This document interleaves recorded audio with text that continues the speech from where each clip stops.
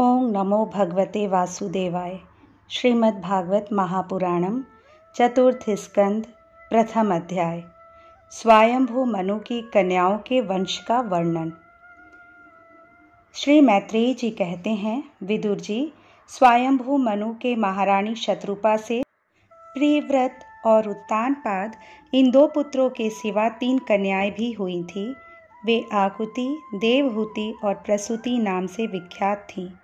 आकुति का यद्यपि उसके भाई थे तो भी महारानी शत्रुपा की अनुमति से उन्होंने रुचि प्रजापति के साथ पुत्री का धर्म के अनुसार विवाह किया। प्रजापति रुचि भगवान के अनन्य चिंतन के कारण ब्रह्म तेज से संपन्न थे। उन्होंने आकुति के गर्भ से एक पुरुष और स्त्री का जोड़ा उत्पन्न किया।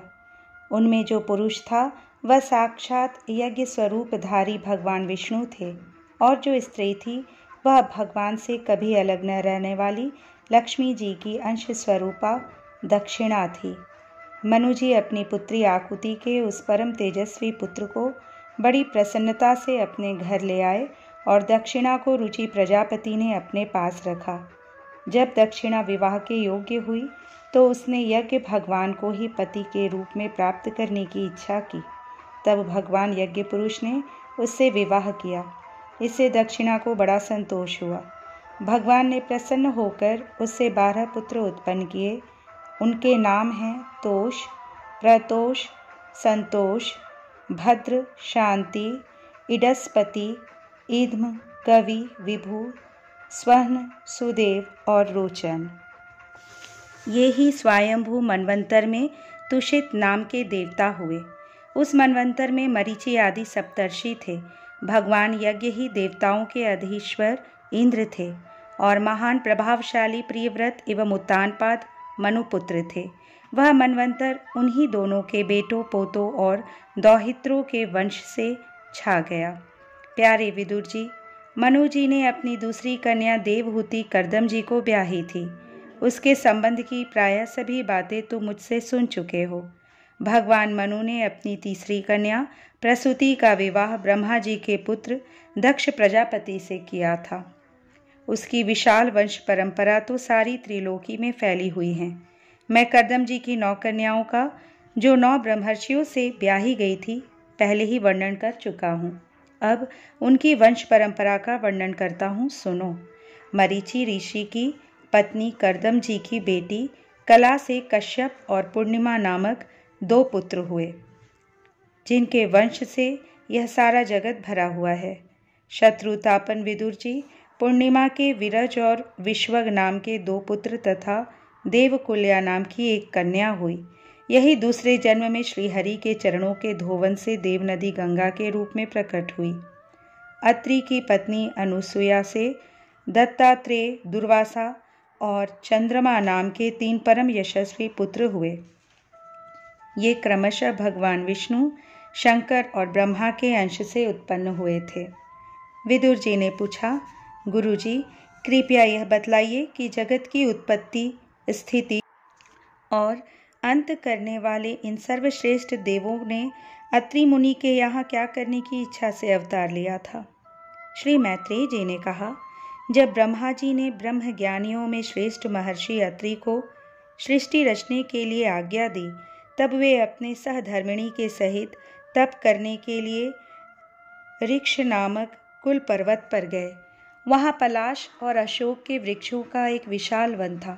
उसके सभी वृक्ष फूलों के गुच्छों से लदे थे तथा उनमें सब ओर निर्विंध्या नदी के जल की कलकल ध्वनि गूंजती रहती थी।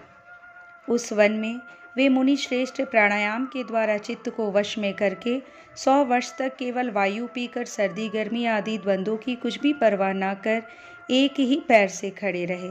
उस समय वे मन ही मन यही प्रार्थना करते थे कि जो कोई संपूर्ण जगत के ईश्वर है, मैं उनकी शरण में हूँ, वे मुझे अपने ही समान संतान प्रदान करें। तब यह देखकर कि प्राणायाम रूपी ईंधन से प्रज्वलित हुआ अत्रि मनु का तेज उनके मस्तक से निकलकर तीनों लोगों को तपा रहा है, ब्रह्मा, विष्णु और महादेव तीनों जगतपति उनके आश्रम पर आए। उस समय अप्सरा, मुनि, गंधर्व, सिद्ध, विद्याधर और नाग उनका सुयश गा रहे थे।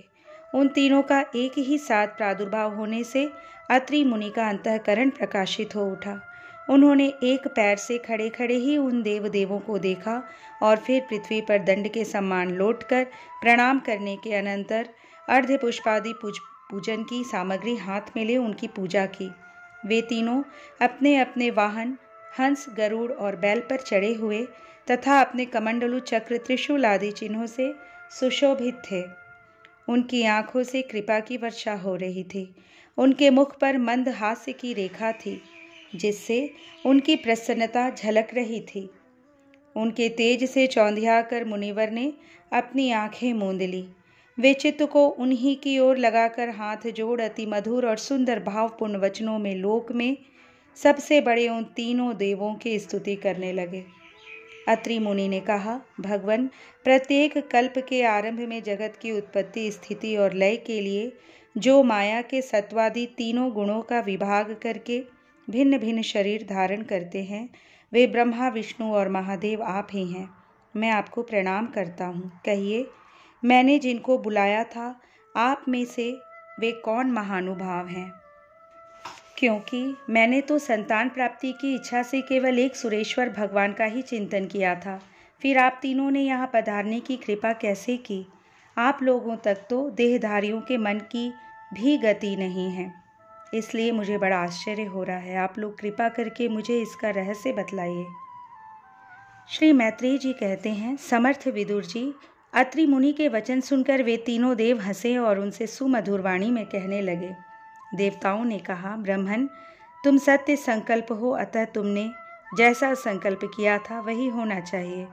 उसके विपरीत कैसे हो सकता है? तुम जिस जगदीश्वर का ध्यान करते थे वह हम तीनों ही है। प्रिय महर्षि, तुम्हारा कल्याण हो।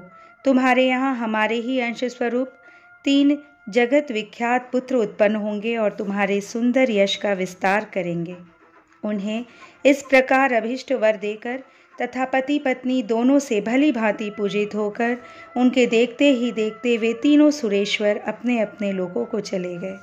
ब्रह्मा जी के अंश से चंद्रमा, विष्णु के अंश से योगवेत्ता दत्तात्रेय जी और महादेव जी के अंश से दुर्वासा ऋषि अत्रि के पुत्र रूप में प्रकट हुए। अब अंगिरा ऋषि की संतानों का वर्णन सुनो। अंगिरा की पत्नी श्रद्धा से सिनिवाली, कुहु, राका और अनुमति इन 4 कन्याओं को जन्म दिया। इनके सिवा उनके साक्षात भगवान उतथ्य जी और ब्रह्मनिष्ठ बृहस्पति जी, ये 2 पुत्र भी हुए, जो स्वारोचिस मनवंतर में विख्यात हुए। पुलत्स्य जी के उनकी पत्नी हविर्भु से महर्षि अगस्त्य और महातपस्वी विश्रसवा, ये 2 पुत्र हुए। इनमें अगस्त्य जी दूसरे जन्म में जठराग्नि हुए। विश्रवा मुनि के इडविडा के गर्भ से यक्षराज कुबेर का जन्म हुआ और उनकी दूसरी पत्नी केशिनी से रावण, कुंभकर्ण एवं विभीषण उत्पन्न हुए। महामते, महर्षि पुलह की स्त्री परम साध्वी गति से कर्मश्रेष्ठ, वरियान और सहिष्णु, ये 3 पुत्र उत्पन्न हुए। इसी प्रकार क्रतु की पत्नी क्रिया ने ब्रह्मतेज से देदीप्यमान बालखिल्यादि 60,000 ऋषियों को जन्म दिया। शत्रुतापन विदुर जी, वशिष्ठ जी की पत्नी ऊर्जा से अर्थात अरुंधति से चित्रकेतु आदि 7 विशुद्ध चित्र ब्रह्मर्षियों का जन्म हुआ। उनके नाम चित्रकेतु, सुरोचि, विरजा, मित्र, उल्बण, वसुभृद्यान और द्युमान थे। इनके सिवा उनकी दूसरी पत्नी से शक्ति आदि और भी कई पुत्र हुए। अथर्वा मुनि की पत्नी चित्ती ने दधज्ञ अर्थात दधीची नामक एक तपोनिष्ठ पुत्र प्राप्त किया, जिसका दूसरा नाम अश्वशिरा भी था। अब भृगु के वंश का वर्णन सुनो। महाभाग भृगु जी ने अपनी भार्या ख्याति से धाता और विधाता नामक पुत्र तथा श्री नाम की एक भगवत परायणा कन्या उत्पन्न की।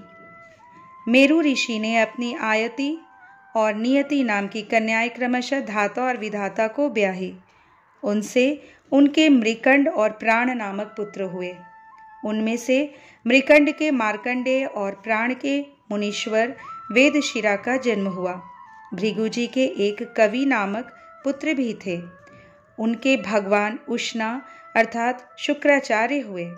विदुर जी, इन सब मुनीश्वरों ने भी संतान उत्पन्न करके सृष्टि का विस्तार किया।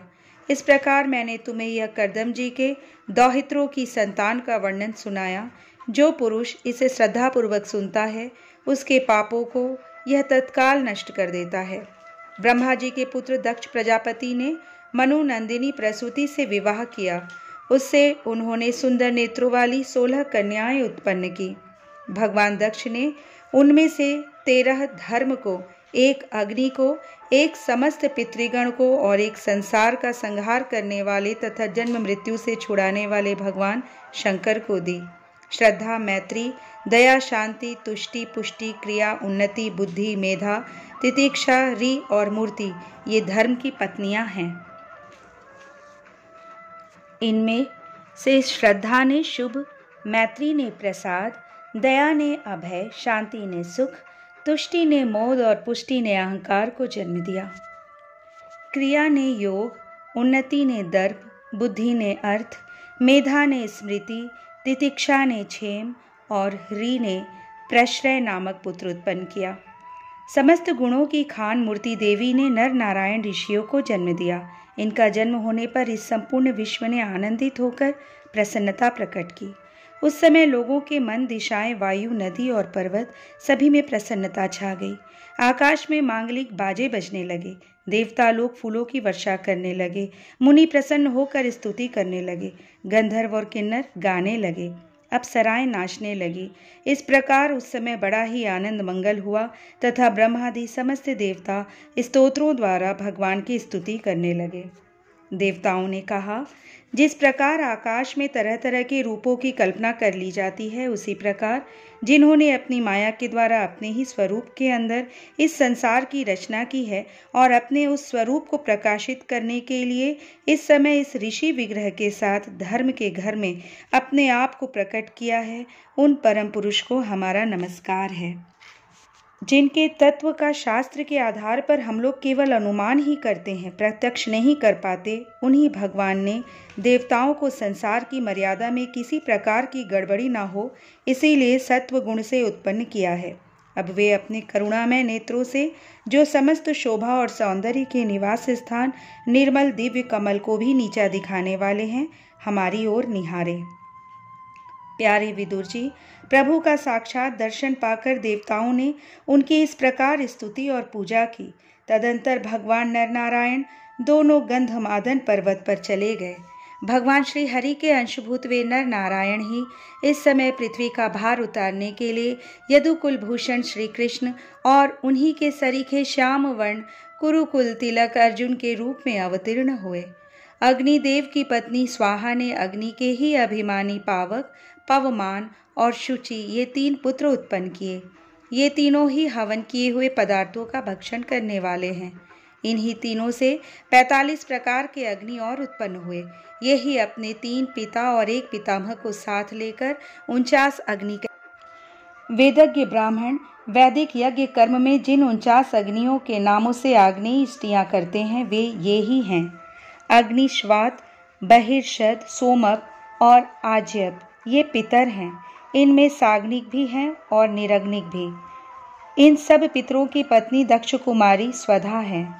इन पितरों से स्वधा के धारिणी और वयुना नाम की 2 कन्याएं हुई। वे दोनों ही ज्ञान विज्ञान में पारंगत और ब्रह्म ज्ञान का उपदेश करने वाली हुई। महादेव जी की पत्नी सती थी। वे सब प्रकार से अपने पतिदेव की सेवा में संलग्न रहने वाली थी, किंतु उनके अपने गुण और शील के अनुरूप कोई पुत्र नहीं हुआ, क्योंकि सती के पिता दक्ष ने बिना ही किसी अपराध के भगवान शिव जी के प्रतिकूल आचरण किया था। इसीलिए सती ने युवावस्था में ही क्रोधवश योग के द्वारा स्वयं ही अपने शरीर का त्याग कर दिया था। इस तरह श्रीमद् भागवत महापुराण के चतुर्थ स्कंद का पहला अध्याय संपूर्ण हुआ। दूसरा अध्याय भगवान शिव और दक्ष प्रजापति का मनोमालिन्य। विदुर जी ने पूछा, ब्राह्मण, प्रजापति दक्ष तो अपनी लड़कियों से बहुत ही स्नेह रखते थे, फिर उन्होंने अपनी कन्या सती का अनादर करके शीलवानों में सबसे श्रेष्ठ श्री महादेव जी से द्वेष क्यों किया? महादेव जी भी चराचर के गुरु, वैर रहित शांत मूर्ति आत्माराम और जगत के परम आराध्य देव हैं। उनसे भला कोई क्यों वैर करेगा? भगवान, उन ससुर और दामाद में इतना विद्वेष कैसे हो गया जिसके कारण सती ने अपने दुस्तज्य प्राणों तक की बलि दे दी? यह आप मुझसे कहिए। श्री मैत्रेय जी ने कहा, विदुर जी, पहले एक बार प्रजापतियों के यज्ञ में सब बड़े बड़े ऋषि, देवता, मुनि और अग्नि आदि अपने अपने अनुयायियों के सहित एकत्र हुए थे। उसी समय प्रजापति दक्ष ने भी उस सभा में प्रवेश किया। वे अपने तेज से सूर्य के समान प्रकाशमान थे और उस विशाल सभा भवन का अंधकार दूर किए देते थे। उन्हें आया देख ब्रह्मा जी और महादेव जी के अतिरिक्त अग्नि पर्यंत सभी सभासद उनके तेज से प्रभावित होकर अपने अपने आसनों से उठकर खड़े हो गए। इस प्रकार समस्त सभासदों से भली भांति सम्मान प्राप्त करके तेजस्वी दक्ष जगत पिता ब्रह्मा जी को प्रणाम कर उनकी आज्ञा से अपने आसन पर बैठ गए, परंतु महादेव जी को पहले से ही बैठा देख तथा उनसे अभ्युत्थानादि के रूप में कुछ भी आदर न पाकर दक्ष उनका यह व्यवहार सहन न कर सके। उन्होंने उनकी ओर टेढ़ी नज़र से इस प्रकार देखा मानो उन्हें वे क्रोधाग्नि से जला डालेंगे। फिर कहने लगे, देवता और अग्नियों के सहित समस्त ब्रह्मर्षिगण मेरी बात सुने। मैं ना समझी या द्वेषवश नहीं कहता, बल्कि शिष्टाचार की बात कहता हूँ। यह निर्लज महादेव समस्त लोकपालों की पवित्र कीर्ति को धूल में मिला रहा है। देखिए, इस घमंडी ने सत्पुरुषों के आचरण को लांछित एवं मटियामेट कर दिया है। बंदर के से नेत्र वाले इसने सत्पुरुषों के समान मेरी सावित्री सरीखी मृगनयनी पवित्र कन्या का अग्नि और ब्राह्मणों के सामने पाणी ग्रहण किया था, इसलिए यह एक प्रकार मेरे पुत्र के समान हो गया है। उचित तो यह था कि यह उठकर मेरा स्वागत करता, मुझे प्रणाम करता, परंतु इसने वाणी से भी मेरा सत्कार नहीं किया। हाय, जिस प्रकार शूद्र को कोई वेद पढ़ा दे, उसी प्रकार मैंने इच्छा न होते हुए भी भावीवश इसको अपनी सुकुमारी कन्या दे दी। इसने सत्कर्म का लोप कर दिया। यह सदा अपवित्र रहता है, बड़ा घमंडी है और धर्म की मर्यादा को तोड़ रहा है। यह प्रेतों के निवास स्थान भयंकर श्मशानों में भूत प्रेतों के साथ लिए घूमता रहता है। पूरे पागल की तरह सिर के बाल बिखरे नंग धड़ंग भटकता है, कभी हंसता है, कभी रोता है। यह सारे शरीर पर चिता की अपवित्र भस्म लपेटे रहता है। गले में भूतों के पहनने योग्य नरमुंडों की माला और सारे शरीर में हड्डियों के गहने पहने रहता है। यह बस नाम भर का ही शिव है, वास्तव में है पूरा अशिव, अमंगल रूप। जैसे यह स्वयं मतवाला है, वैसे ही इसे मतवाले ही प्यारे लगते हैं। भूत प्रेत प्रमथ आदि निरे तमोगुणी स्वभाव वाले जीवों का यह नेता है। अरे, मैंने केवल ब्रह्मा जी के बहकावे में आकर ऐसे भूतों के सरदार, आचारहीन और दुष्ट स्वभाव वाले को अपनी भोली भाली बेटी ब्याह दी। श्री मैत्रेय जी कहते हैं, विदुर जी, दक्ष ने इस प्रकार महादेव जी को बहुत कुछ बुरा भला कहा, तथापि उन्होंने इसका कोई प्रतिकार नहीं किया। वे पूर्ववत निश्चल भाव से बैठे रहे। इससे दक्ष के क्रोध का पारा और भी ऊंचा चढ़ गया और वे जल हाथ में लेकर उन्हें शाप देने को तैयार हो गए। दक्ष ने कहा, यह महादेव देवताओं में बड़ा ही अधम है। अब से इसे इंद्र, उपेंद्र आदि देवताओं के साथ यज्ञ का भाग न मिले। उपस्थित मुख्य सभासदों ने उन्हें बहुत मना किया, परंतु उन्होंने किसी की न सुनी। महादेव जी को शाप दे ही दिया। फिर वे अत्यंत क्रोधित हो उस सभा से निकलकर अपने घर चले गए। जब श्री शंकर जी के अनुयायियों में अग्रगण्य नंदीश्वर को मालूम हुआ कि दक्ष ने शाप दिया है, तो वे क्रोध से तमतमा उठे और उन्होंने दक्ष तथा उन ब्राह्मणों को, जिन्होंने दक्ष के दुर्वचनों का अनुमोदन किया था, बड़ा भयंकर शाप दिया। वे बोले, जो इस मरण धर्मा शरीर में ही अभिमान करके किसी से भी द्रोह न करने वाले भगवान शंकर से द्वेष करता है, वह भेद बुद्धि वाला मूर्ख दक्ष तत्व ज्ञान से विमुख ही रहे। यह चातुर्मास से यज्ञ करने वाले को अक्षय पुण्य प्राप्त होता है। आदि अथर्ववाद वेद वाक्यों से मोहित एवं विवेक भ्रष्ट होकर विषय सुख की इच्छा से कपट धर्ममय गृहस्थाश्रम में आसक्त रहकर कर्म कांड में ही लगा रहता है। इसकी बुद्धि देहादि में आत्मभाव का चिंतन करने वाली है। उसके द्वारा इसने आत्मस्वरूप को भुला दिया है। यह साक्षात पशु के समान ही है। अतः अत्यंत स्त्री लंपट हो और शीघ्र ही इसका मुंह बकरे का हो जाए। यह मूर्ख कर्ममयी अविद्या को ही विद्या समझता है। इसलिए यह और जो लोग भगवान शंकर का अपमान करने वाले, इस दुष्ट के पीछे पीछे चलने वाले हैं, वे सभी जन्म मरण रूप संसार चक्र में पड़े रहे। वेद वाणी रूप लता फल श्रुति रूप पुष्पों से सुशोभित है। उसके कर्म फल रूप मनमोहक गंध से इनके चित्त क्षुब्ध हो रहे हैं। इससे ये शंकरद्रोही कर्मों के जाल में ही फंसे रहे। ये ब्राह्मण लोग भक्ष्याभक्ष्य के विचार को छोड़कर केवल पेट पालने के लिए ही विद्या तप और व्रत आदि का आश्रय ले तथा धन शरीर और इंद्रियों के सुख को ही सुख मानकर उन्हीं के गुलाम बनकर दुनिया में भीख मांगते भटका करें। नंदीश्वर के मुख से इस प्रकार ब्राह्मण कुल के लिए शाप सुनकर उसके बदले में भृगु जी ने यह दुस्तर शाप रूप ब्रह्मदंड दिया। जो लोग शिव भक्त हैं तथा जो उन भक्तों के अनुयायी हैं, वे सत शास्त्रों के विरुद्ध आचरण करने वाले और पाखंडी हों। जो लोग शौचाचार विहीन मंद बुद्धि तथा जटा राख और हड्डियों को धारण करने वाले हैं, वे ही शैव संप्रदाय में दीक्षित हों, जिसमें सुरा और आसव ही देवताओं के समान आदरणीय हैं। अरे तुम लोग जो धर्म मर्यादा के संस्थापक एवं वर्णाश्रमियों के रक्षक वेद और ब्राह्मणों की निंदा करते हो, इससे मालूम होता है कि तुमने पाखंड का आश्रय ले रखा है। यह वेद मार्ग ही लोगों के लिए कल्याणकारी और सनातन मार्ग है। पूर्व पुरुष इसी पर चलते आए हैं और इसके मूल साक्षात श्री विष्णु भगवान हैं। तुम लोग सत्पुरुषों के परम पवित्र और सनातन मार्ग स्वरूप वेद की निंदा करते हो, इसलिए उस पाखंड मार्ग में जाओ जिसमें भूतों के सरदार तुम्हारे इष्टदेव निवास करते हैं।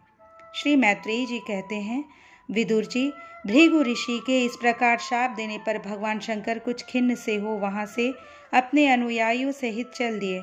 वहां प्रजापति लोग जो यज्ञ कर रहे थे उसमें पुरुषोत्तम श्री हरि ही उपास्य देव थे और वह यज्ञ 1000 वर्ष में समाप्त होने वाला था।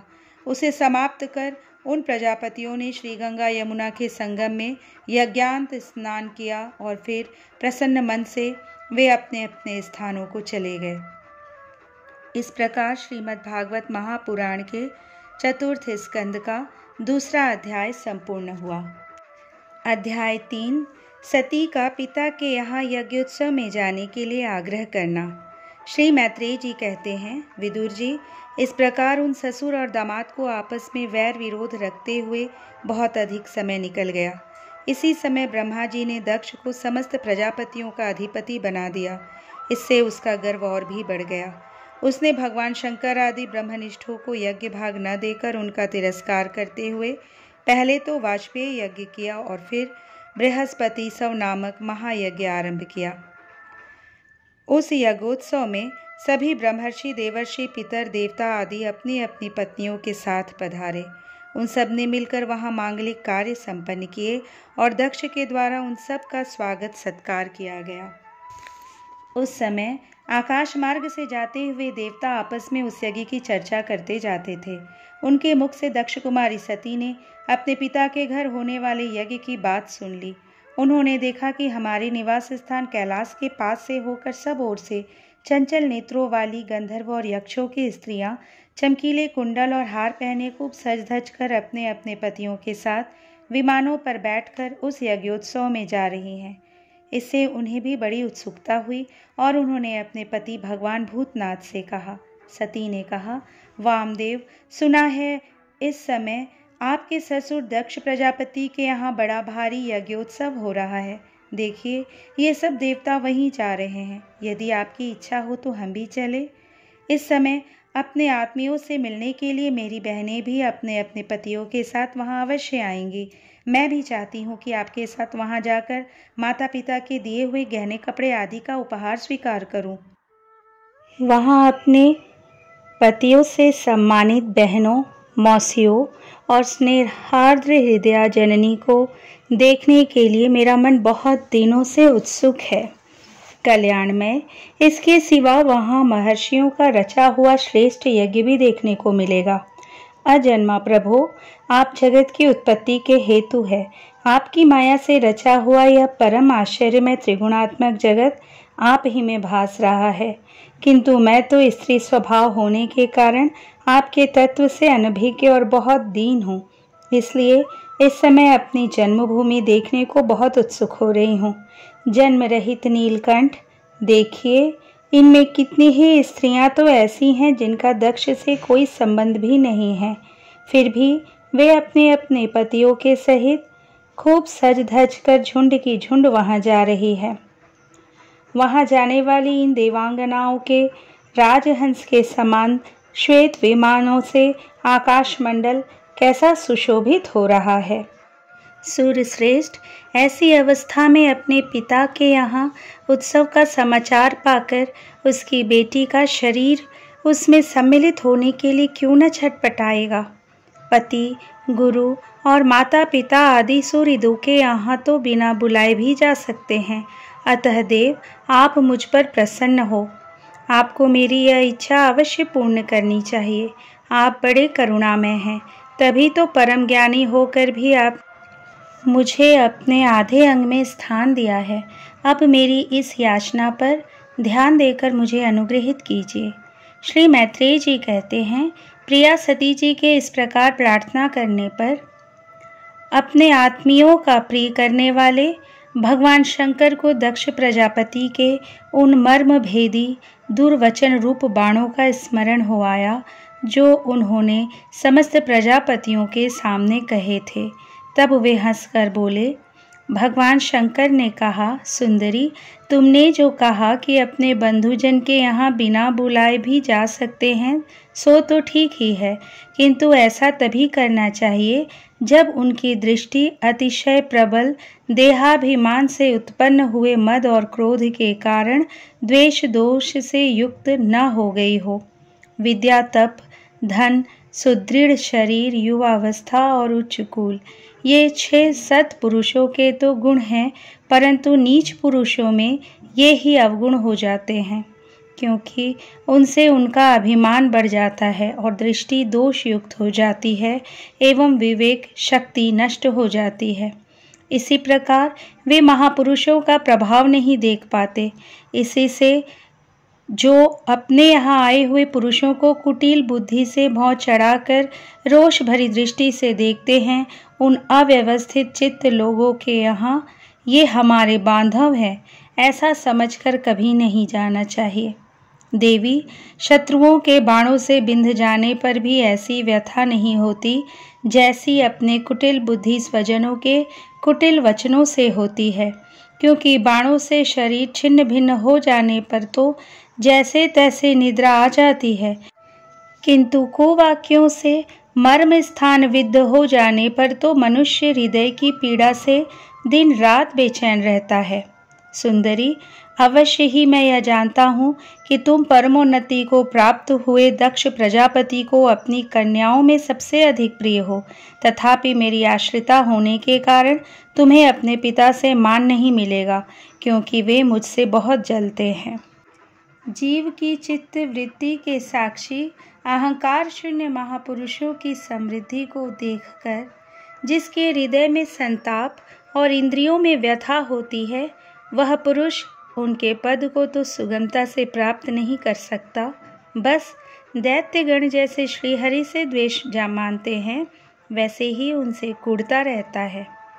सुमध्य में तुम कह सकती हो कि आपने प्रजापतियों की सभा में उनका आदर क्यों नहीं किया, सो ये सम्मुख जाना, नम्रता दिखाना, प्रणाम करना आदि क्रियाएं जो लोक व्यवहार में परस्पर की जाती हैं, तत्वज्ञानियों के द्वारा बहुत अच्छे ढंग से की जाती है। वे अंतर्यामी रूप से सबके अंतःकरणों में स्थित परम पुरुष वासुदेव को ही प्रणाम आदि करते हैं, देहाभिमानी पुरुष को नहीं करते।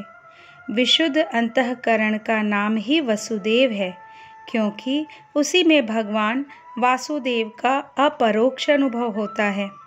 उस शुद्ध चित्त में स्थित इंद्रियातीत भगवान वासुदेव को मैं नमस्कार किया करता हूँ।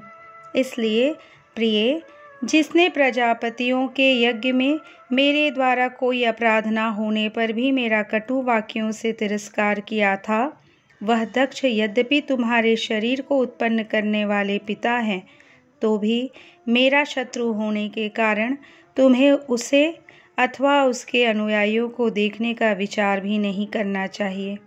यदि तुम मेरी बात न मानकर वहाँ जाओगी तो तुम्हारे लिए अच्छा ना होगा, क्योंकि जब किसी प्रतिष्ठित व्यक्ति का अपने आत्मीय जनों के द्वारा अपमान होता है, तब वह तत्काल उनकी मृत्यु का कारण हो जाता है। इस तरह श्रीमद् भागवत महापुराण के चतुर्थ स्कंद का 3रा अध्याय संपूर्ण हुआ। अध्याय 4 सती का अग्नि प्रवेश। श्री मैत्रेयी जी कहते हैं, विदुर जी, इतना कहकर भगवान शंकर मौन हो गए। उन्होंने देखा कि दक्ष के यहाँ जाने देने अथवा जाने से रोकने, दोनों ही अवस्था में सती के प्राण त्याग की संभावना है। इधर सती जी भी कभी बंधुजनों को देखने जाने की इच्छा से बाहर आती और कभी भगवान शंकर रुष्ट न हो जाए इस शंका से फिर लौट जाती। इस प्रकार कोई एक बात निश्चित न कर सकने के कारण वे दुविधा में पड़ गईं, चंचल हो गई। बंधुजनों से मिलने की इच्छा में बाधा पड़ने से वे बड़ी अनमनी हो गई। स्वजनों के स्नेहवश उनका हृदय भर आया और वे आंखों में आंसू भरकर अत्यंत व्याकुल हो रोने लगी। उनका शरीर थर थर कांपने लगा और वे अप्रतिम पुरुष भगवान शंकर की ओर इस प्रकार रोषपूर्ण दृष्टि से देखने लगी मानो उन्हें भस्म कर देंगी। शोक और क्रोध ने उनके चित्त को बिल्कुल बेचैन कर दिया तथा स्त्री स्वभाव के कारण उनकी बुद्धि मूढ़ हो गई। जिन्होंने प्रीतिवश उन्हें अपना आधा अंग तक दे दिया था, उन सत्पुरुषों के लिए प्रिय भगवान शंकर को भी छोड़कर वे लंबी लंबी सांस लेती हुई अपने माता पिता के घर चल दी। सती को बड़ी फुर्ती से अकेली जाते देख श्री महादेव जी के मणिमान एवं मद आदि हजारों सेवक भगवान के वाहन वृषभराज को आगे कर तथा और भी अनेकों पार्षद और यक्षों को साथ ले बड़ी तेजी से निर्भयता पूर्वक उनके पीछे हो लिए। उन्होंने सती को बैल पर सवार करा दिया तथा मैना, पक्षी, गेंद, दर्पण और कमल आदि खेल की सामग्री, श्वेत छत्र, चंवर और माला आदि राज चिन्ह तथा दुंदुभी, शंख और बांसुरी आदि गाने बजाने के सामानों से सुसज्जित हो वे उनके साथ चल दिए। तदंतर सती अपने समस्त सेवकों के साथ दक्ष की यज्ञशाला में पहुंची।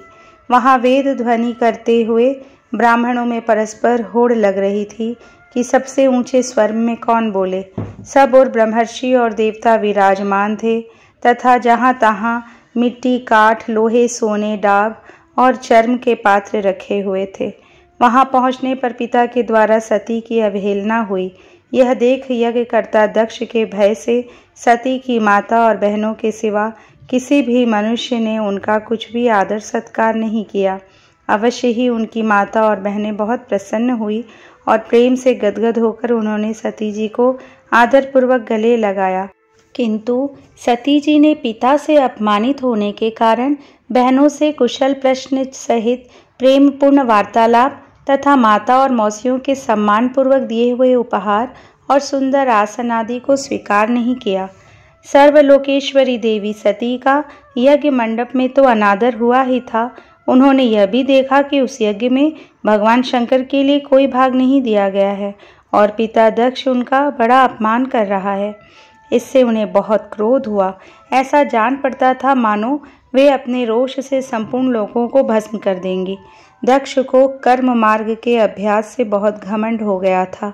उसे शिवजी से द्वेष करते देख जब सती के साथ आए हुए भूत उससे मारने तैयार हुए तो देवी सती ने उन्हें अपने तेज से रोक दिया और सब लोगों को सुनाकर पिता की निंदा करते हुए क्रोध से लड़खड़ाती हुई वाणी में कहा। देवी सती ने कहा, पिताजी, भगवान शंकर से बड़ा तो संसार में कोई भी नहीं है। वे तो सभी देहधारियों के प्रिय आत्मा हैं। उनका ना कोई प्रिय है ना अप्रिय। अतएव उनका किसी भी प्राणी से वैर नहीं है। वे तो सबके कारण एवं सर्वरूप है। आपके सिवा और ऐसा कौन है जो उनसे विरोध करेगा। द्विजवर, आप जैसे लोग दूसरों के गुणों में भी दोष ही देखते हैं, किंतु कोई साधु पुरुष ऐसा नहीं करते। जो लोग दोष देखने की बात तो अलग रही, दूसरों के थोड़े से गुण को भी बड़े रूप में देखना चाहते हैं, वे सबसे श्रेष्ठ है। खेद है कि आपने ऐसे महापुरुषों पर भी दोषारोपण ही किया। जो दुष्ट मनुष्य इस शव रूप जड़ शरीर को ही आत्मा मानते हैं, वे यदि ईर्ष्यावश सर्वदा ही महापुरुषों की निंदा करे तो यह कोई आश्चर्य की बात नहीं है, क्योंकि महापुरुष तो इनकी इस चेष्टा पर कोई ध्यान नहीं देते, परंतु उनके चरणों की धूलि उनके इस अपराध को नहसाकर उनका तेज नष्ट कर देती है। अतः महापुरुषों की निंदा जैसा जघन्य कार्य उन दुष्ट पुरुषों को ही शोभा देता है, जिनका शिव यह 2 अक्षर का नाम प्रसंगवश एक बार भी मुख से निकल जाने पर मनुष्य के समस्त पापों को तत्काल नष्ट कर देता है और जिनकी आज्ञा का कोई भी उल्लंघन नहीं कर सकता। अहो, उन्हीं पवित्र कीर्ति मंगलमय भगवान शंकर से आप द्वेष करते हैं। अवश्य ही आप अमंगल रूप हैं। अरे, महापुरुषों के मन मधुकर ब्रह्मानंदमय रस का पान करने की इच्छा से जिनके चरण कमलों का निरंतर सेवन किया करते हैं और जिनके चरणारविंद सकाम पुरुषों को उनके अभीष्ट भोग भी देते हैं, उन विश्वबंधु भगवान शिव से आप वैर करते हैं। वे केवल नाम मात्र के शिव हैं। उनका वेश अशिव रूप है, अमंगल रूप है। इस बात को आपके सिवा दूसरे कोई देवता संभवतः नहीं जानते, क्योंकि जो भगवान शिव श्मशान भूमिस्थ नर मुंडों की माला, चिता के भस्म और हड्डियां पहने जटा बिखेरे भूत पिशाचों के साथ श्मशान में निवास करते हैं, उन्हीं के चरणों पर गिरे हुए निर्माल्य को ब्रह्मा आदि देवता अपने सिर पर धारण करते हैं। यदि निरंकुश लोग धर्म मर्यादा की रक्षा करने वाले अपने पूजनीय स्वामी की निंदा करें तो अपने में उसे दंड देने की शक्ति न होने पर कान बंद करके वहां से चला जाए, और यदि शक्ति हो तो बलपूर्वक पकड़कर उस बकवाद करने वाले अमंगल रूप दुष्ट जिह्वा को काट डाले। इस पाप को रोकने के लिए स्वयं अपने प्राण तक दे दे, यही धर्म है। आप भगवान नीलकंठ की निंदा करने वाले हैं, इसलिए आपसे उत्पन्न हुए इस शरीर को अब मैं नहीं रख सकती। यदि भूल से कोई निंदित वस्तु खा ली जाए तो उसे वमन करके निकाल देने से ही मनुष्य की शुद्धि बताई जाती है। जो महामुनि निरंतर अपने स्वरूप में ही रमण करते हैं, उनकी बुद्धि सर्वथा वेद के विधि निषेधमय वाक्यों का अनुसरण नहीं करती। जिस प्रकार देवता और मनुष्यों की गति में भेद रहता है, उसी प्रकार ज्ञानी और अज्ञानी की स्थिति भी एक सी नहीं होती। इसलिए मनुष्य को चाहिए कि वह अपने ही धर्म मार्ग में स्थित रहते हुए भी दूसरों के मार्ग की निंदा न करे। प्रवृत्ति और निवृत्ति रूप दोनों ही प्रकार के कर्म ठीक हैं। वेद में उनके अलग अलग रागी और विरागी 2 प्रकार के अधिकारी बताए गए हैं। परस्पर विरोधी होने के कारण उक्त दोनों प्रकार के कर्मों का एक साथ एक ही पुरुष के द्वारा आचरण नहीं किया जा सकता। भगवान शंकर तो परब्रह्म परमात्मा हैं, उन्हें इन दोनों में से किसी भी प्रकार का कर्म करने की आवश्यकता नहीं है। पिताजी, हमारा ऐश्वर्य अव्यक्त है, आत्मज्ञानी महापुरुष ही उसका सेवन कर सकते हैं। आपके पास वह ऐश्वर्य नहीं है और यज्ञशालाओं में यज्ञान से तृप्त होकर प्राण पोषण करने वाले कर्मठ लोग उसकी प्रशंसा भी नहीं करते। आप भगवान शंकर का अपराध करने वाले हैं, अतः आपके शरीर से उत्पन्न इस निंदनीय देह को रखकर मुझे क्या करना है। आप जैसे दुर्जन से संबंध होने के कारण मुझे लज्जा आती है। जो महापुरुषों का अपराध करता है उससे होने वाले जन्म को भी धिक्कार है। जिस समय भगवान शिव आपके साथ मेरा संबंध दिखलाते हुए मुझे हंसी में दाक्षायणी के नाम से पुकारेंगे, उस समय हंसी को भूलकर मुझे बड़ी ही लज्जा और खेद होगा। इसलिए उसके पहले ही मैं आपके अंग से उत्पन्न इस शवतुल्य शरीर को त्याग दूंगी। श्री मैत्रेय जी कहते हैं, काम आदि शत्रुओं को जीतने वाले विदुर जी उस यज्ञ मंडप में दक्ष से इस प्रकार कह देवी सती मौन होकर उत्तर दिशा में भूमि पर बैठ गईं। उन्होंने आचमन करके पीला वस्त्र ओढ़ लिया तथा आंखें मूंद कर शरीर छोड़ने के लिए योग मार्ग में स्थित हो गई। उन्होंने आसन को स्थिर कर प्राणायाम द्वारा प्राण और अपान को एक रूप करके नाभि चक्र में स्थित किया। फिर उदान वायु को नाभि चक्र से ऊपर उठाकर धीरे धीरे बुद्धि के साथ हृदय में स्थापित किया। इसके पश्चात अनिंदिता सती उस हृदय स्थित वायु को कंठ मार्ग से भ्रुकुटियों के बीच में ले गई। इस प्रकार जिस शरीर को महापुरुषों के भी पूजनीय भगवान शंकर ने कई बार बड़े आदर से अपनी गोद में बैठाया था, दक्ष पर कुपित होकर उसे त्यागने की इच्छा से महास्वामिनी सती ने अपने संपूर्ण अंगों में वायु और अग्नि की धारणा की। अपने पति जगतगुरु भगवान शंकर के चरण कमल मकरंद का चिंतन करते करते सती ने और सब ध्यान भुला दिए। उन्हें उन चरणों के अतिरिक्त कुछ भी दिखाई न दिया। इससे वे सर्वथा निर्दोष अर्थात मैं दक्ष कन्या हूँ ऐसे अभिमान से भी मुक्त हो गईं और उनका शरीर तुरंत ही योगाग्नि से जल उठा। उस समय वहां आए हुए देवता आदि ने जब सती का देह त्याग रूप या महान आश्चर्य में चरित्र देखा तब वे सभी हाहाकार करने लगे और वह भयंकर कोलाहल आकाश में एवं पृथ्वी तल पर सभी जगह फैल गया। सब और यही सुनाई देता था, हाय दक्ष के दुर्व्यवहार से कुपित होकर देवाधिदेव महादेव की प्रिया सती ने प्राण त्याग दिए। देखो सारे चराचर जीव इस दक्ष प्रजापति की ही संतान है, फिर भी इसने कैसी भारी दुष्टता की है। इसकी पुत्री शुद्ध हृदया सती सदा ही मान पाने के योग्य थी, किंतु इसने उसका ऐसा निरादर किया कि उसने प्राण त्याग दिए। वास्तव में यह बड़ा ही असहिष्णु और ब्राह्मण द्रोही है। अब इसकी संसार में बड़ी अपकीर्ति होगी। जब इसकी पुत्री सती इसी के अपराध से प्राण त्याग करने को तैयार हुई तब भी इस शंकर द्रोही ने उसे रोका तक नहीं।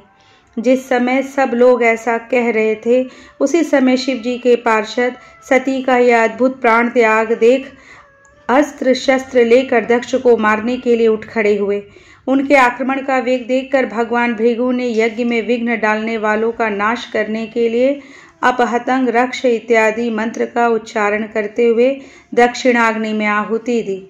अध्वर्यु भृगु ने जो ही आहुति छोड़ी कि यज्ञ कुंड से ऋभु नाम के हजारों तेजस्वी देवता प्रकट हो गए। इन्होंने अपनी तपस्या के प्रभाव से चंद्रलोक प्राप्त किया था।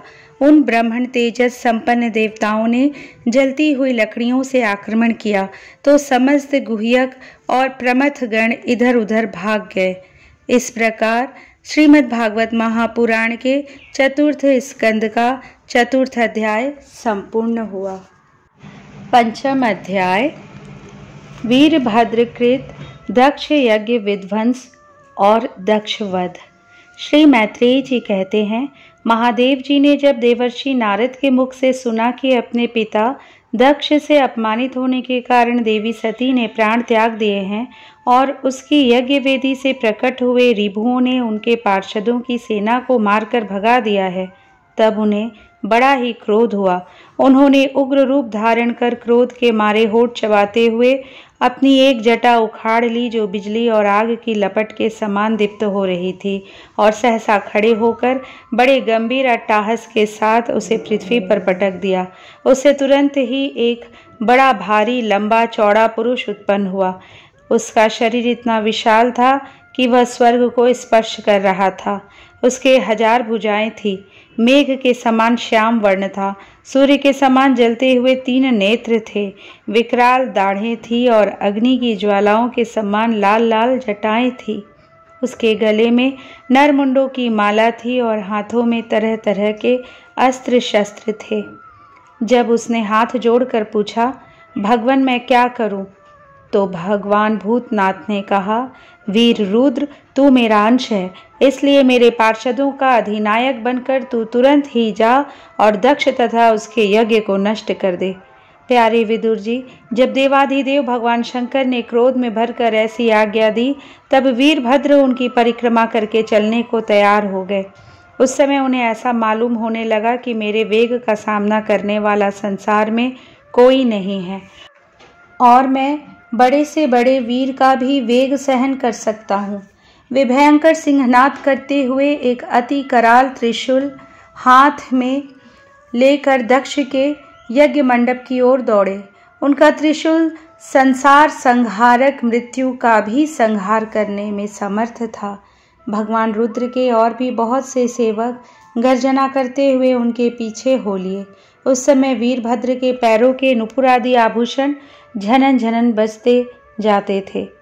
इधर यज्ञशाला में बैठे हुए ऋत्विज, यजमान सदस्य तथा अन्य ब्राह्मण और ब्राह्मणियों ने जब उत्तर दिशा की ओर धूल उड़ती देखी तब वे सोचने लगे, अरे यह अंधेरा सा कैसे होता आ रहा है, यह धूल कहाँ से छा गई। इस समय न तो आंधी ही चल रही है और न कहीं लुटेरे ही सुने जाते हैं, क्योंकि अपराधियों को कठोर दंड देने वाला राजा प्राचीन बरही अभी जीवित है।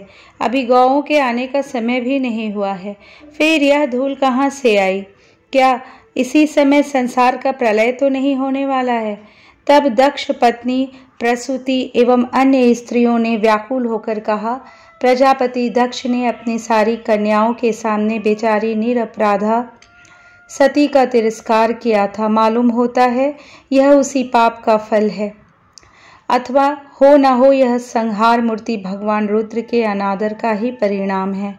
प्रलय काल उपस्थित होने पर जिस समय वे अपनी जटाजूट को बिखेर कर तथा शास्त्रास्त्रों से सुसज्जित अपनी भुजाओं को ध्वजाओं के समान फैलाकर तांडव नृत्य करते हैं, उस समय उनके त्रिशूल के फलों से दिग्गज बिंध जाते हैं तथा उनके मेघ गर्जन के समान भयंकर अट्टाहस से दिशाएं विदीर्ण हो जाती हैं। उस समय उनका तेज असह्य होता है। वे अपनी भौहें टेढ़ी करने के कारण बड़े दुर्धर्ष जान पड़ते हैं और उनकी विकराल दाढ़ों से तारागण अस्त व्यस्त हो जाते हैं। उन क्रोध में भरे हुए भगवान शंकर को बार बार कुपित करने वाला पुरुष साक्षात विधाता ही क्यों न हो, क्या कभी उसका कल्याण हो सकता है। जो लोग महात्मा दक्ष के यज्ञ में बैठे थे वे भय के कारण एक दूसरे की ओर कातर दृष्टि से निहारते हुए ऐसी ही तरह तरह की बातें कर रहे थे कि इतने में ही आकाश और पृथ्वी में सब ओर सहस्त्रों भयंकर होने लगे। विदुर जी, इसी समय दौड़कर आए हुए रुद्र सेवकों ने उस महान यज्ञ मंडप को सब ओर से घेर लिया। वे सब तरह तरह के अस्त्र शस्त्र लिए हुए थे। उनमें कोई बौने, कोई भूरे रंग के, कोई पीले और कोई मगर के समान पेट और मुख वाले थे। उनमें से किन्हीं ने प्रागवंश अर्थात यज्ञशाला के पूर्व और पश्चिम के खंभों में के बीच में आड़े रखे हुए डंडे को तोड़ डाला। किन्हीं ने यज्ञशाला के पश्चिम की ओर स्थित पत्नीशाला को नष्ट कर दिया। किन्हीं ने यज्ञशाला के सामने का सभा मंडप और मंडप के आगे उत्तर की ओर स्थित आग्नेयशाला को तोड़ दिया। किन्हीं ने यजमान गृह और पाकशाला को तहस नहस कर डाला। किन्हीं ने यज्ञ के पात्र फोड़ दिए। किन्हीं ने अग्नियों को बुझा दिया। किन्हीं ने यज्ञ कुंडों में पेशाब कर दिया और किन्हीं ने वेदी की सीमा के सूत्रों को तोड़ डाला। कोई मुनियों को तंग करने लगे, कोई स्त्रियों को डराने धमकाने लगे और किन्हीं ने अपने पास होकर भागते हुए देवताओं को पकड़ लिया। मणिमान ने भृगु ऋषि को बांध लिया। वीरभद्र ने प्रजापति दक्ष को कैद कर लिया तथा चंडीश ने पूषा को और नंदीश्वर ने भग देवता को पकड़ लिया। भगवान शंकर के पार्षदों की यह भयंकर लीला देखकर तथा उनके कंकड़ पत्थरों की मार से बहुत तंग आकर वहां जितने ऋत्विज सदस्य और देवता लोग थे सब के सब जहां तहां भाग गए। भृगु जी हाथ में स्त्रुआ लिए हवन कर रहे थे। वीरभद्र ने इनकी दाढ़ी मूछ नोच ली, क्योंकि इन्होंने प्रजापतियों की सभा में मूछें ऐंठते हुए महादेव जी का उपहास किया था। उन्होंने क्रोध में भरकर भगवत देवता को पृथ्वी पर पटक दिया और उनकी आंखें निकाल ली, क्योंकि जब दक्ष देव सभा में श्री महादेव जी को बुरा भला कहते हुए शाप दे रहे थे उस समय इन्होंने दक्ष को सैन देकर उकसाया था। इसके पश्चात जैसे अनिरुद्ध के विवाह के समय बलराम जी ने कलिंग राज के दांत उखाड़े थे, उसी प्रकार उन्होंने पूषा के दांत तोड़ दिए, क्योंकि जब दक्ष ने महादेव जी को गालियां दी थी उस समय ये दांत दिखाकर हंसे थे। फिर वे दक्ष की छाती पर बैठकर एक तेज तलवार से उसका सिर काटने लगे, परंतु बहुत प्रयत्न करने पर भी वे उस समय उसे धड़ से अलग ना कर सके। जब किसी भी प्रकार के अस्त्र शस्त्रों से दक्ष की त्वचा नहीं कटी, तब वीरभद्र को बड़ा आश्चर्य हुआ और वे बहुत देर तक विचार करते रहे। तब उन्होंने यज्ञ मंडप में यज्ञ पशुओं को जिस प्रकार मारा जाता है उसे देखकर उसी प्रकार दक्ष रूप उस यजमान पशु का सिर धड़ से अलग कर दिया। यह देखकर भूत, प्रेत और पिशाच आदि तो उनके इस कर्म की प्रशंसा करते हुए वाह वाह करने लगे और दक्ष के दल वालों में हाहाकार मच गया। वीरभद्र ने अत्यंत कुपित होकर दक्ष के सिर को यज्ञ की दक्षिणाग्नि में डाल दिया और उस यज्ञशाला में आग लगाकर यज्ञ को विध्वंस करके वे कैलाश पर्वत को लौट आए।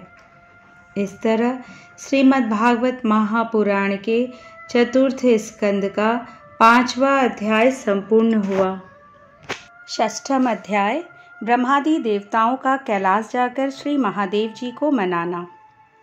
श्री मैत्रेय जी कहते हैं, विदुर जी, इस प्रकार जब रुद्र के सेवकों ने समस्त देवताओं को हरा दिया और उनके संपूर्ण अंग प्रत्यंग भूत प्रेतों के त्रिशूल, पट्टिश, खड्ग, गदा, परिघ और मुदगर आदि आयुधों से छिन्न भिन्न हो गए, तब वे ऋत्विज और सदस्यों के सहित बहुत ही डरकर ब्रह्मा जी के पास पहुँचे और प्रणाम करके उन्हें सारा वृत्तांत कह सुनाया। भगवान ब्रह्मा जी और सर्वंतर्यामी श्री नारायण पहले से ही इस भावी उत्पात को जानते थे, इसी से वे दक्ष के यज्ञ में नहीं गए थे। अब देवताओं के मुख से वहाँ की सारी बात सुनकर उन्होंने कहा, देवताओं, परम समर्थ तेजस्वी पुरुष से कोई दोष भी बन जाए तो भी उसके बदले में अपराध करने वाले मनुष्यों का भला नहीं हो सकता।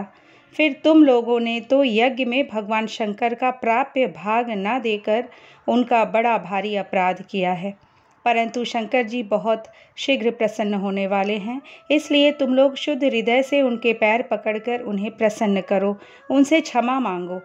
दक्ष के दुर्वचन रूपी बाणों से उनका हृदय तो पहले से ही बिंध रहा था, उस पर उनकी प्रिया सती जी का वियोग हो गया। इसलिए यदि तुम लोग चाहते हो कि वह यज्ञ फिर से आरंभ होकर पूर्ण हो, तो पहले जल्दी जाकर उनसे अपने अपराधों के लिए क्षमा मांगो, नहीं तो उनके कुपित होने पर लोकपालों के सहित इन समस्त लोकों का भी बचना असंभव है। भगवान रुद्र परम स्वतंत्र हैं, उनके तत्व और शक्ति सामर्थ्य को न तो कोई ऋषि मुनि, देवता और यज्ञ स्वरूप देवराज इंद्र ही जानते हैं और न स्वयं मैं ही जानता हूँ, फिर दूसरों की तो बात ही क्या है। ऐसी अवस्था में उन्हें शांत करने का उपाय कौन कर सकता है। देवताओं से इस प्रकार कहकर ब्रह्मा जी उनको, प्रजापतियों को और पितरों को साथ ले अपने लोक से पर्वत श्रेष्ठ कैलाश को गए, जो भगवान शंकर का प्रिय धाम है। उस कैलाश पर औषधि, तप, मंत्र तथा योग आदि उपायों से सिद्धि को प्राप्त हुए और जन्म से ही सिद्ध देवता नित्य निवास करते हैं। किन्नर, गंधर्व और अप्सर आदि सदा वहां बने रहते हैं। उनके मणिमय शिखर हैं, जो नाना प्रकार की धातुओं से रंग बिरंगे प्रतीत होते हैं। उस पर अनेक प्रकार के वृक्ष, लता और गुलमादि छाए हुए हैं, जिनमें झुंड के झुंड जंगली पशु विचरते रहते हैं। वहाँ निर्मल जल के अनेकों झरने बहते हैं और बहुत सी गहरी कंदरा और ऊंचे शिखरों के कारण वह पर्वत अपने प्रियतमों के साथ विहार करती हुई सिद्ध पत्नियों का क्रीड़ा स्थल बना हुआ है।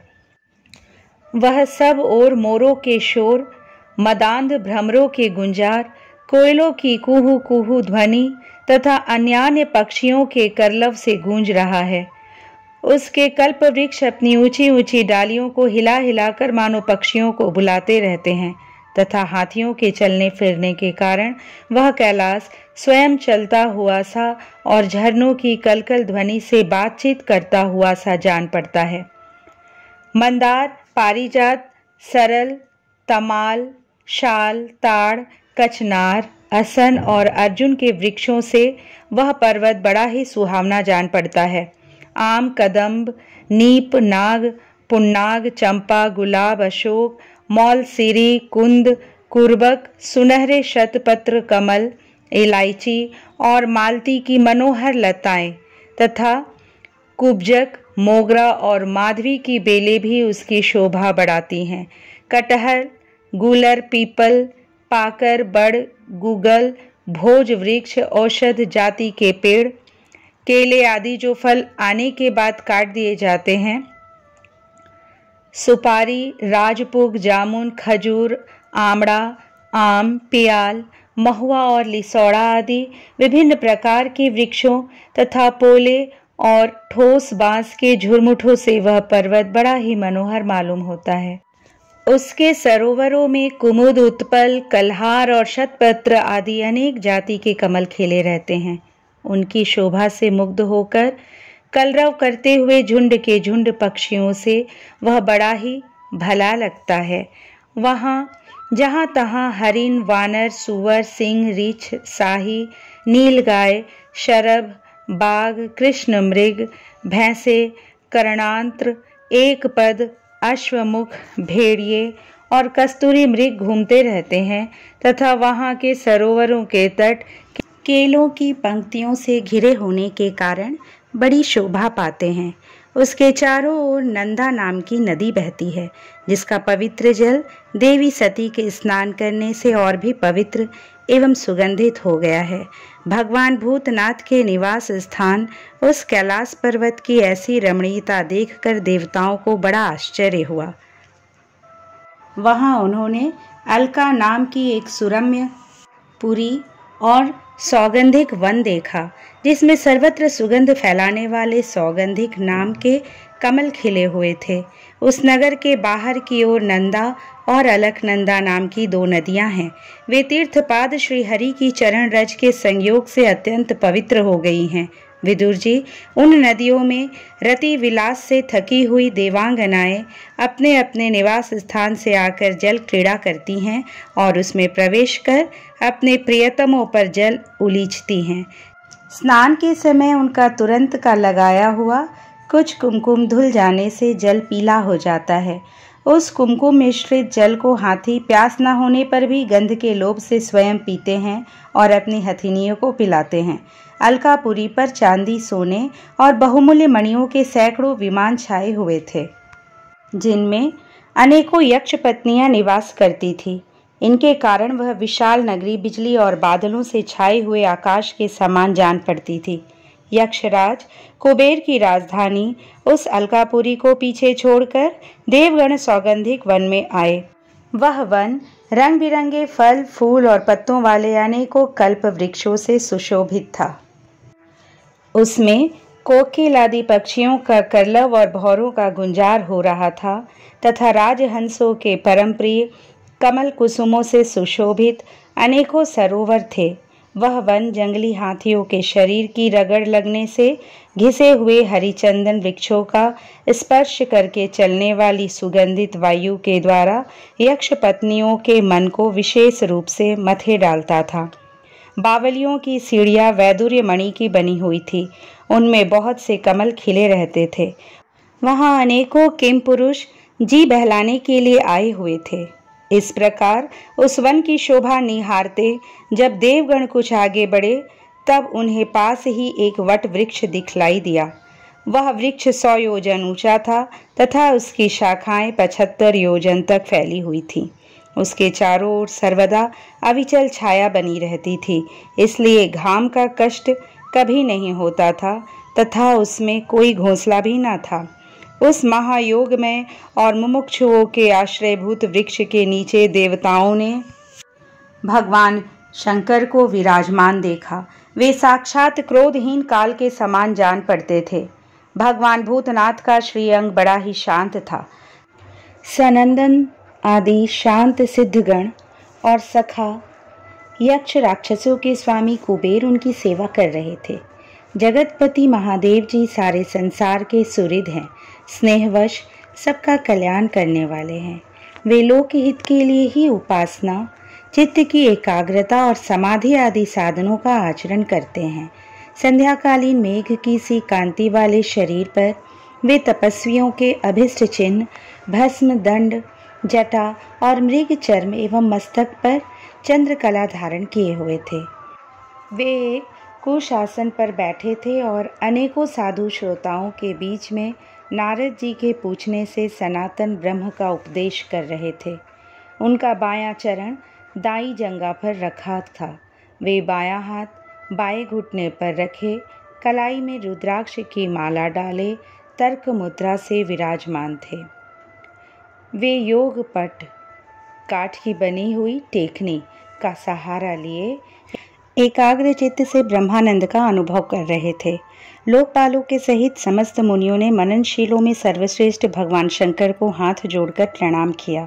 यद्यपि समस्त देवता और दैत्यों के अधिपति भी श्री महादेव जी के चरण कमलों की वंदना करते हैं, तथापि वे श्री ब्रह्मा जी को अपने स्थान पर आया देख तुरंत खड़े हो गए और जैसे वामन अवतार में परम पूज्य विष्णु भगवान कश्यप जी की वंदना करते हैं, उसी प्रकार सिर झुकाकर उन्हें प्रणाम किया।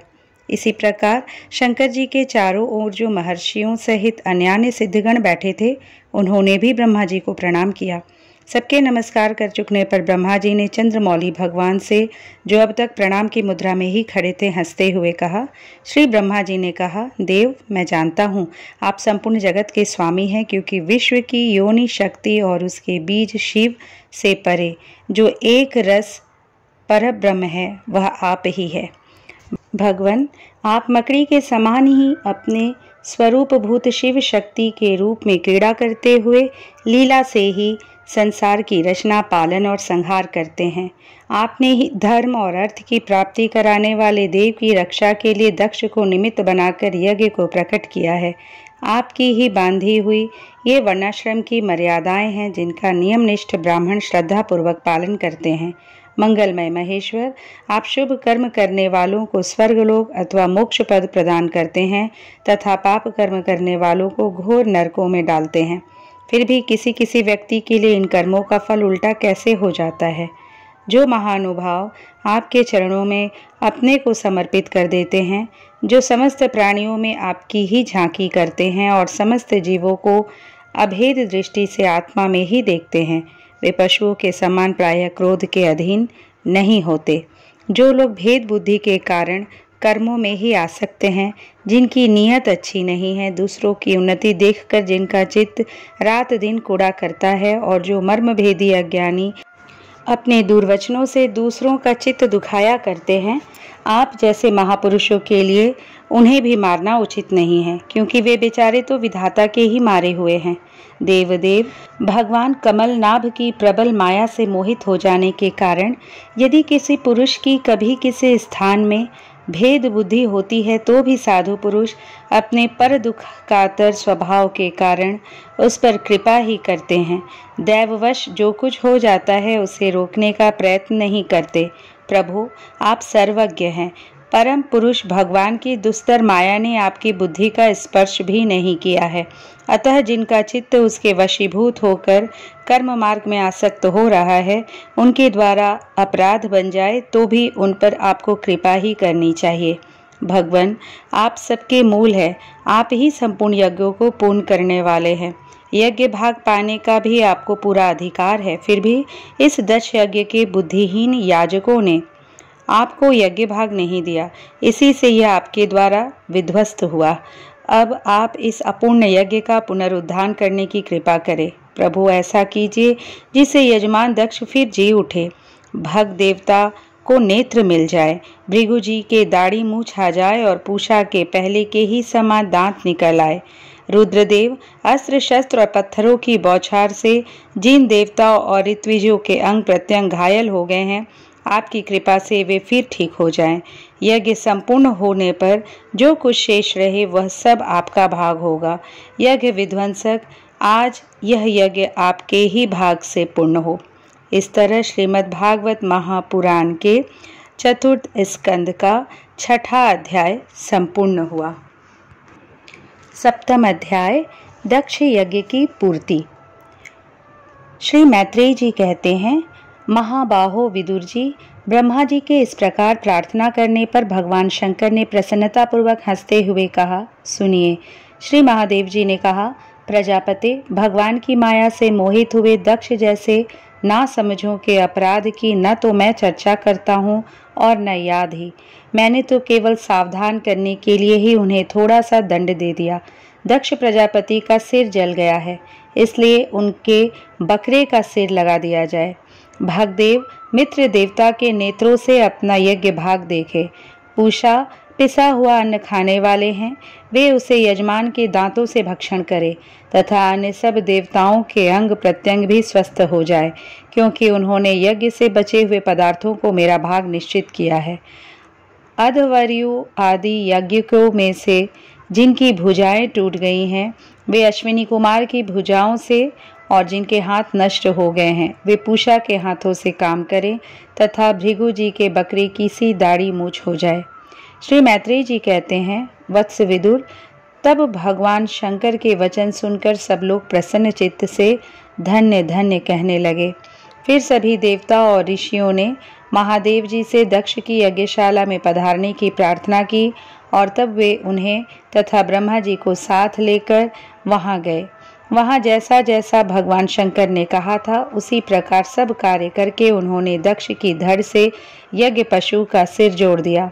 सिर जुड़ जाने पर रुद्रदेव की दृष्टि पड़ते ही दक्ष तत्काल सोकर जागने के समान जी उठे और अपने सामने भगवान शिव को देखा। दक्ष का शंकर द्रोह की कालिमा से कलुषित हृदय उनका दर्शन करने से शरतकालीन सरोवर के समान स्वच्छ हो गया। उन्होंने महादेव जी की स्तुति करनी चाहिए, किंतु अपनी मरी हुई बेटी सती का स्मरण हो आने से स्नेह और उत्कंठा के कारण उनके नेत्रों में आंसू भर आए। उनके मुख से शब्द न निकल सका। प्रेम से विवल परम बुद्धिमान प्रजापति ने जैसे तैसे अपने हृदय के आवेग को रोककर विशुद्ध भाव से भगवान शिव की स्तुति करनी आरंभ की।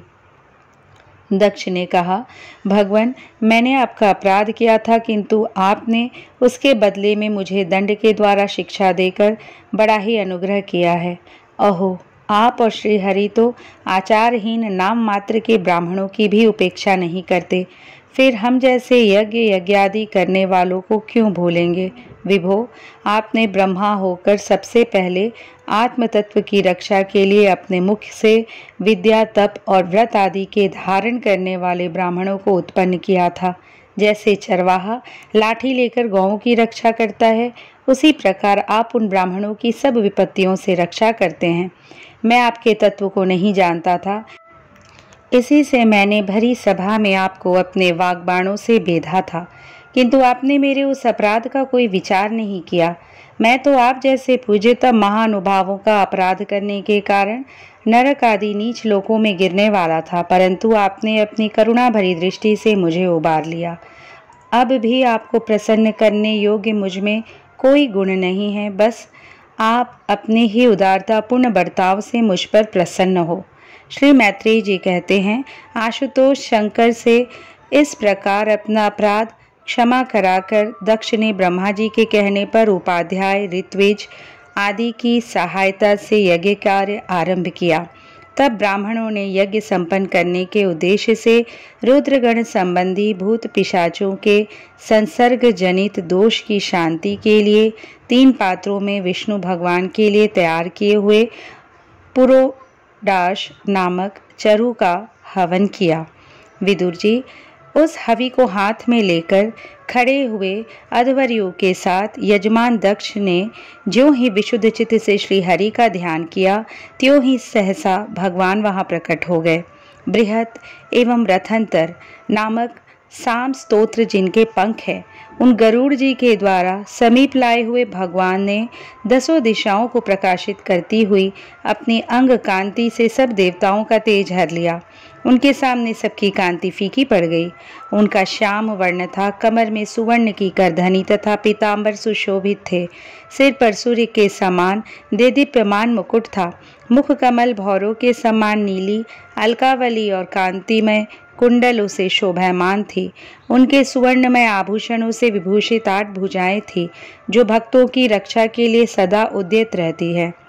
8 भुजाओं में वे शंख, पद्म, चक्र, बाण, धनुष, गदा, खड्ग और ढाल लिए हुए थे तथा इन सब आयुधों के कारण वे फूले हुए कनेर के वृक्ष के समान जान पड़ते थे। प्रभु के हृदय में श्रीवत्स का चिन्ह था और सुंदर वनमाला सुशोभित थी। वे अपने उदार हास और लीलामय कटाक्ष से सारे संसार को आनंदमग्न कर रहे थे। पार्षदगण दोनों ओर राजहंस के समान सफेद पंखे और चवर डुला रहे थे। भगवान के मस्तक पर चंद्रमा के समान शुभ्र छत्र शोभा दे रहा था। भगवान पधारे हैं, यह देखकर इंद्र, ब्रह्मा और महादेव जी आदि देवेश्वरों सहित समस्त देवता, गंधर्व और ऋषि आदि ने सहसा खड़े होकर उन्हें प्रणाम किया। उनके तेज से सबकी कांति फीकी पड़ गई थी, जीवा लड़खड़ाने लगी। वे सब के सब सकपका गए और मस्तक पर अंजलि बांधकर भगवान के सामने खड़े हो गए। यद्यपि भगवान की महिमा तक ब्रह्मा आदि की मति भी नहीं पहुंच पाती, तो भी भक्तों पर कृपा करने के लिए दिव्य रूप में प्रकट हुई श्री हरि की वे अपनी अपनी बुद्धि के अनुसार स्तुति करने लगे। सबसे पहले प्रजापति दक्ष एक उत्तम पात्र में पूजा की सामग्री ले नंद, सुनंद आदि पार्षदों से घिरे हुए प्रजापतियों के परम गुरु भगवान यज्ञेश्वर के पास गए और अति आनंदित हो विनीत भाव से हाथ जोड़कर प्रार्थना करते हुए प्रभु के शरणापन्न हुए। दक्ष ने कहा, भगवान, अपने स्वरूप में आप बुद्धि की जागृत आदि संपूर्ण अवस्थाओं से रहित, शुद्ध, चिन्मय, भेद रहित अतएव निर्भय हैं। आप माया का तिरस्कार करके स्वतंत्र रूप से विराजमान हैं। तथापि जब माया से ही जीव भाव को स्वीकार कर उसी माया में स्थित हो जाते हैं, तब अज्ञानी से दिखने लगते हैं। ऋत्विजों ने कहा, उपाधि रहित प्रभु, भगवान रुद्र के प्रधान अनुचर नंदीश्वर के शाप के कारण हमारी बुद्धि केवल कर्म कांड में ही फंसी हुई है। अतएव हम आपके तत्व को नहीं जानते, जिसके लिए इस कर्म का यही देवता है, ऐसी व्यवस्था की गई है। उस धर्म प्रवृत्ति के प्रयोजक वेदत्रयी से प्रतिपादित यज्ञ को ही हम आपका स्वरूप समझते हैं। सदस्यों ने कहा, जीवों को आश्रय देने वाले प्रभु, जो अनेक प्रकार के क्लेशों के कारण अत्यंत दुर्गम है, जिसमें काल रूप भयंकर सर्प ताक में बैठा हुआ है, द्वंद्व रूप अनेकों गड़े हैं, दुर्जन रूप जंगली जीवों का भय है तथा शोक रूप दावानल धधक रहा है, ऐसे विश्राम स्थल से रहित संसार मार्गी में जो अज्ञानी जीव कामनाओं से पीड़ित होकर विषय रूप मृग तृष्णा जल के लिए ही देह गेह का भारी बोझा सिर पर लिए जा रहे हैं, वे भला आपके चरण कमलों की शरण में कब आने लगे। रुद्र ने कहा, वरदायक प्रभु, आपके उत्तम चरण इस संसार में सकाम पुरुषों को संपूर्ण पुरुषार्थों की प्राप्ति करने आने वाले हैं, और जिन्हें किसी भी वस्तु की कामना नहीं है, वे निष्काम मुनिजन भी उनका आदर पूर्वक पूजन करते हैं। उनमें चित्त लगा रहने के कारण यदि अज्ञानी लोग मुझे आचार भ्रष्ट कहते हैं तो कहें, आपके परम अनुग्रह से मैं उनके कहने सुनने का कोई विचार नहीं करता। भृगु जी ने कहा, आपकी गहन माया से आत्मज्ञान लुप्त हो जाने के कारण जो अज्ञान निद्रा में सोए हुए हैं, वे ब्रह्मादि देहधारी आत्मज्ञान में उपयोगी आपके तत्व को अभी तक नहीं जान सके। ऐसे होने पर भी आप अपने शरणागत भक्तों के तो आत्मा और सुहृद हैं, अतः आप मुझ पर प्रसन्न होइए। ब्रह्मा जी ने कहा, प्रभु, पृथक पृथक पदार्थों को जानने वाली इंद्रियों के द्वारा पुरुष जो कुछ देखता है वह आपका स्वरूप नहीं है, क्योंकि आप ज्ञान शब्द आदि विषय और श्रोत्रादि इंद्रियों के अधिष्ठान हैं। ये सब आप में अध्यस्त है, अतएव आप इस मायामय प्रपंच से सर्वथा अलग हैं। इंद्र ने कहा, अच्युत, आपका यह जगत को प्रकाशित करने वाला रूप देवद्रोहियों का संहार करने वाली 8 भुजाओं से सुशोभित है, जिनमें आप सदा ही नाना प्रकार के आयुध धारण किए रहते हैं। यह रूप हमारे मन और नेत्रों को परम आनंद देने वाला है। यज्ञिकों की पत्नियों ने कहा, भगवान, ब्रह्मा जी ने आपके पूजन के लिए ही इस यज्ञ की रचना की थी, परंतु दक्ष पर कुपित होने के कारण इसे भगवान पशुपति ने अब नष्ट कर दिया है। यज्ञ मूर्ते श्मशान भूमि के समान उत्सवहीन हुए हमारे उस यज्ञ को आप नील कमल की सी कांति वाले अपने नेत्रों से निहार कर पवित्र कीजिए। ऋषियों ने कहा, भगवान, आपकी लीला बड़ी ही अनोखी है, क्योंकि आप कर्म करते हुए भी उनसे निर्लेप रहते हैं। दूसरे लोग वैभव की भूख से जिन लक्ष्मी जी की उपासना करते हैं, वे स्वयं आपकी सेवा में लगी रहती है, तो भी आप उनका मान नहीं करते, उनसे निष्प्रिय रहते हैं। सिद्धों ने कहा, प्रभु, यह हमारा मन रूप हाथी नाना प्रकार के क्लेश रूप दावानल से दग्ध एवं अत्यंत तृषित होकर आपकी कथा रूप विशुद्ध अमृतमयी सरिता में घुसकर गोता लगाए बैठा है।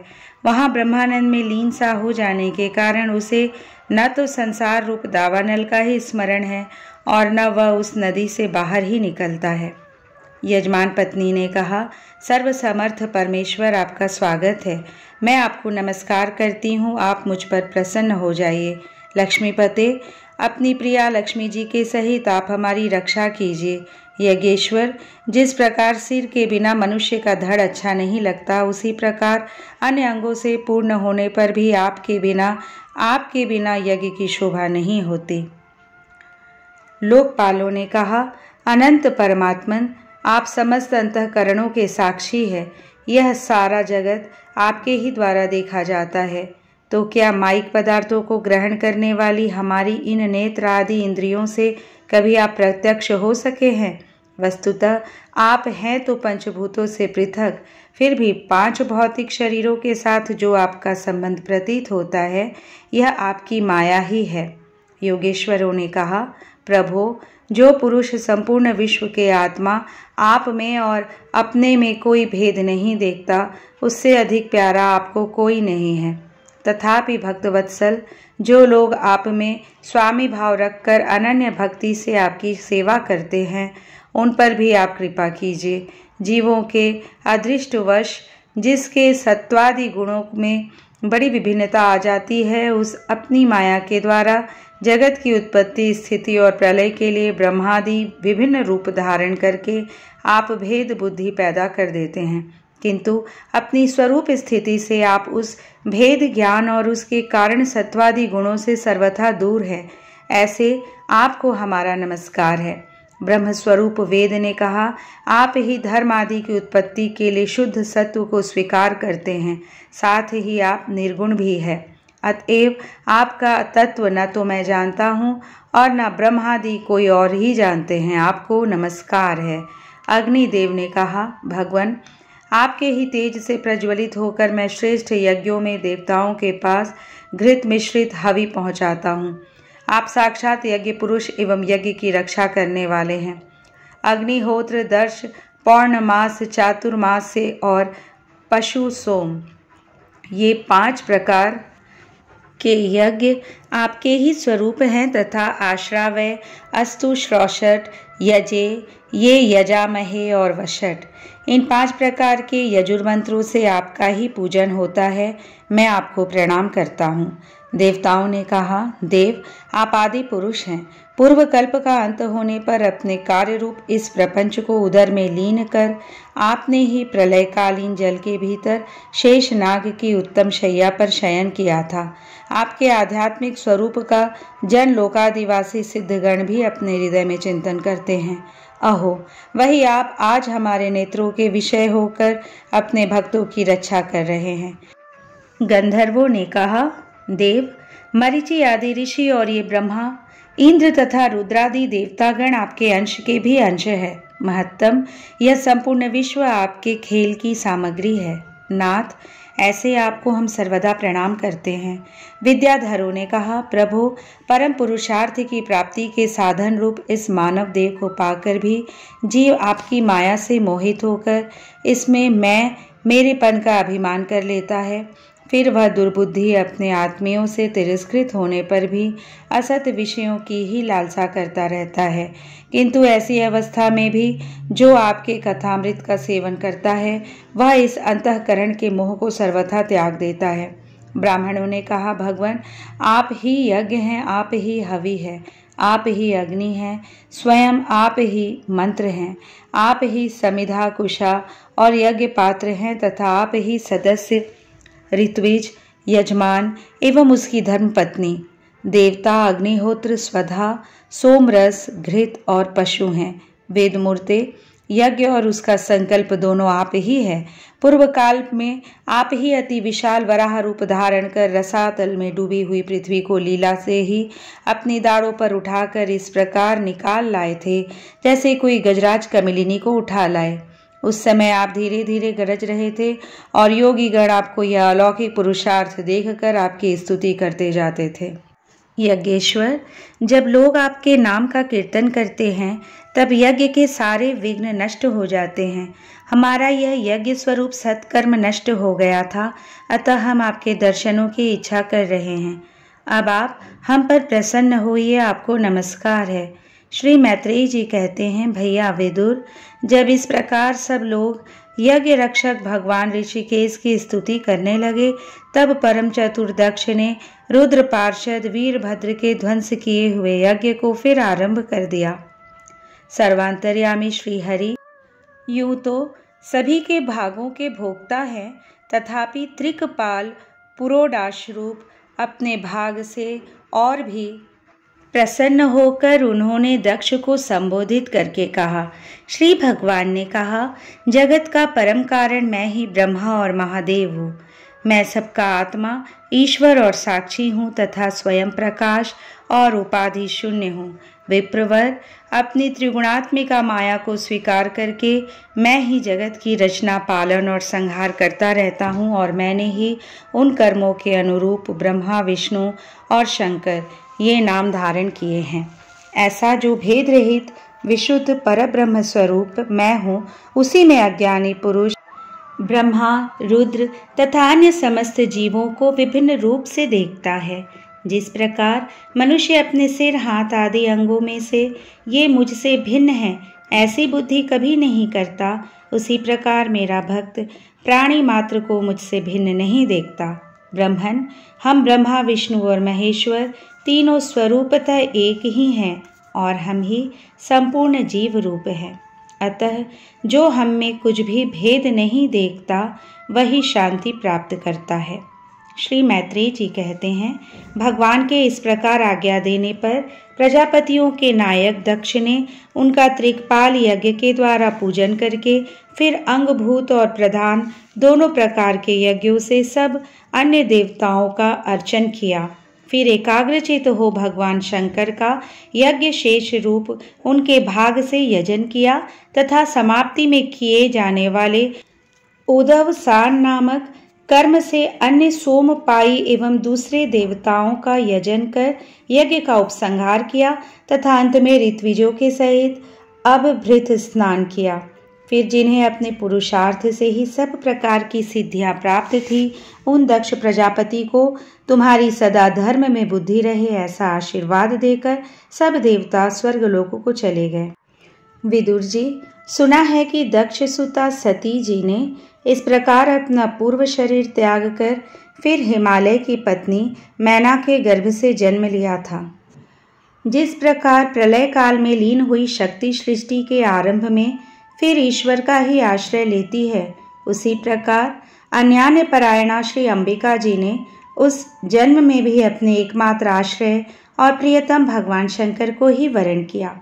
विदुर जी, दक्ष यज्ञ का विध्वंस करने वाले भगवान शिव का यह चरित्र मैंने बृहस्पति जी के शिष्य परम भागवत उद्धव जी के मुख से सुना था। कुरुनंदन, श्री महादेव जी का यह पावन चरित्र यश और आयु को बढ़ाने वाला तथा पाप पुंज को नष्ट करने वाला है। जो पुरुष भक्ति भाव से इसका नित्य प्रति श्रवण और कीर्तन करता है, वह अपनी पाप राशि का नाश कर देता है। इस तरह श्रीमद् भागवत महापुराण के चतुर्थ स्कंद का 7वां अध्याय संपूर्ण हुआ।